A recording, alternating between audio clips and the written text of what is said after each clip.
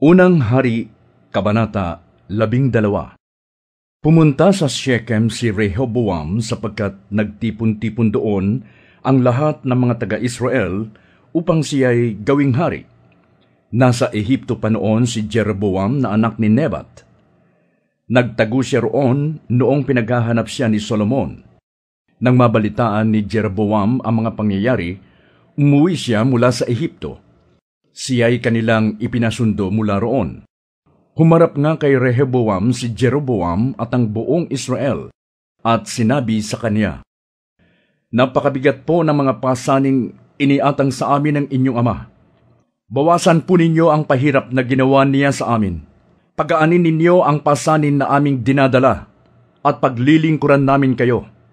Sumagot si Rehoboam, "Bigyan ninyo ako ng 3 araw upang mapag-aralan ang bagay na ito, at pagkatapos bumalik kayo." Kaya umalis muna ang mga tao. Sumangguni si Rehoboam sa matatandang tagapayo na naglingkod kay Solomon nang ito'y nabubuhay pa. Itinanong niya sa kanila kung ano ang dapat niyang gawin, at ganito ang sabi sa kanya ng matatanda, "Kapag pinagbigyan ninyo ang kanilang kahilingan at ipinakita ninyong handa kayong maglingkod sa kanila, kapag sila'y inyong pinakitunguhang mabuti, maglilingkod sila sa inyo habang panahon." Ngunit binaliwala ni Rehoboam ang payo ng matatanda. Sa halip, nagtanong siya sa mga kababata niya na ngayon naglilingkod sa kanya, "Ano ang dapat kong isagot sa mga taong humihiling na pagaanin ko ang pasaning ipinataw sa kanila ng aking ama?"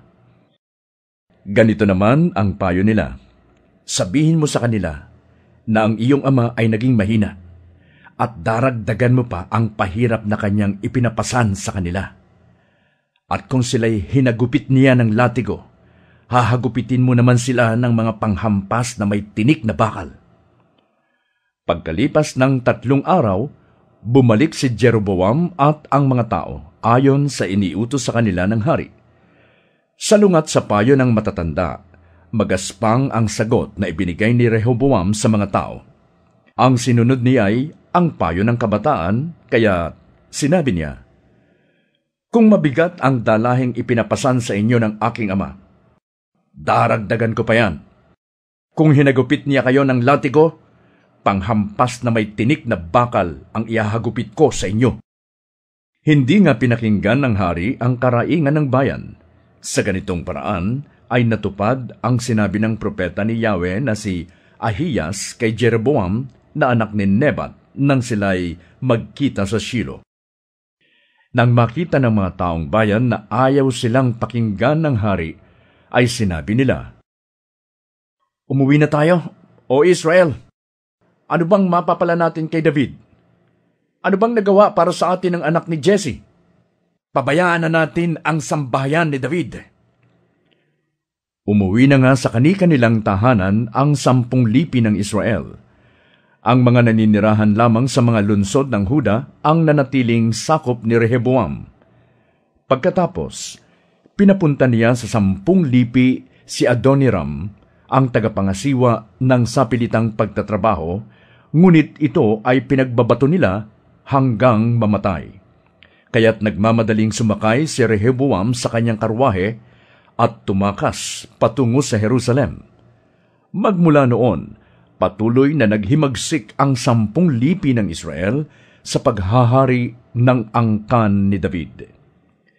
Nang marinig ng pinuno ng Israel na bumalik na si Jeroboam, siya'y ipinatawag nila sa kapulungan ng bayan at ginawang hari ng 10 lipi ng Israel. Ang lipi lamang ni Huda ang nanatili sa angkan ni David. Pagdating ni Rehoboam sa Jerusalem, tinipon niya ang mga lipi ni Huda at ni Benjamin. Nakatipon siya ng 180,000 mga sanay na mandirigma upang digmain ang 10 lipi ni Israel at bawiin ang kanyang kaharian. Subalit sinabi ni Yahweh kay Simayas na kanyang lingkod, "Sabihin mo kay Rehoboam na anak ni Solomon, at hari ng mga lipi ng Huda at Benjamin, na huwag na nilang digmain ang 10 lipi ng Israel. Hayaan na niyang makauwi ang bawat isa sa kanya-kanyang tahanan, sapagkat ang nangyari ay aking kalooban. Sinunod naman nila ang utos ni Yahweh at sila'y umuwi sa kani-kanilang mga tahanan. Pinatibay ni Jeroboam ang Shechem sa kabundukan ng Ephraim, at doon siya pansamantalang nanirahan. Pagkatapos, lumipat siya sa Penuel. Naisip ni Jeroboam na kung magpapatuloy ang dating kaugalian ng kanyang mga nasasakupan, malamang na manumbalik ang mga iyon sa angkan ni David. Ito ang sabi niya sa sarili: kapag ang mga taong ito'y hindi tumigil ng pagpunta sa templo ni Yahweh sa Jerusalem upang mag-alay ng mga handog, mahuhulog muli ang kanilang loob sa dati nilang pinuno, si Rehoboam na hari ng Huda, at ako'y kanilang papatayin.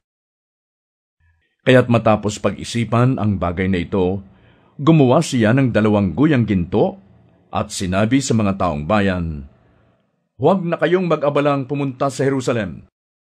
Narito, bayang Israel, ang inyong Diyos na naglabas sa inyo sa Ehipto." Inilagay niya ang isa sa Bethel at ang isa naman sa Dan, at ang bagay na ito ay naging sanhi ng pagkakasala ng Israel. May mga pumupunta sa Bethel upang sumamba, at mayroon din sa Dan. Nagtayo pa siya ng mga sambahan sa burol at naglagay ng mga paring hindi mula sa lipi ni Levi.